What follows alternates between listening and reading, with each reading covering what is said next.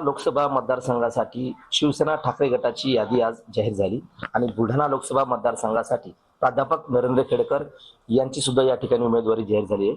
भाऊ, अभिनंदन तुमचं उमेदवारी जाहीर झाल्याबद्दल. काय पहिली प्रतिक्रिया असणार आहे आज तुमची? 17 लोकांमध्ये पहिलं नाव तुमचं यादीमध्ये आहे, उमेदवारी जाहीर झाली. उद्धवजींनी माझ्यावर जो विश्वास दाखवला, निश्चितपणे हा विश्वास आम्ही सार्थ करून दाखवू. आणि बुलढाण्याचा जो गड आहे शिवसेनेचा, तो सातत्यानं या ठिकाणी 6 वेळेस शिवसेना निवडून आली. त्याच पद्धतीनं पुन्हा 7व्या वेळेस महाविकास आघाडीच्या माध्यमातून आम्ही हा गड सर करू.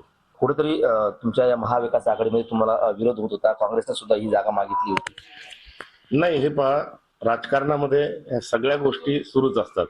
आताही आपण जर आपल्याच चॅनलवर पाहिलं तर अनेक ठिकाणी उमेदवाऱ्या घोषित केल्यानंतर कुठे नाराजी असते. अनेक जणांना वाटते की मला उमेदवारी मिळेल, आणि त्यात काही गैरही नाही. कारण ज्यावेळेस कार्यकर्ते हे राजकारणामध्ये काम करतात त्यावेळेस त्याला मोठं होण्याची अपेक्षा असते.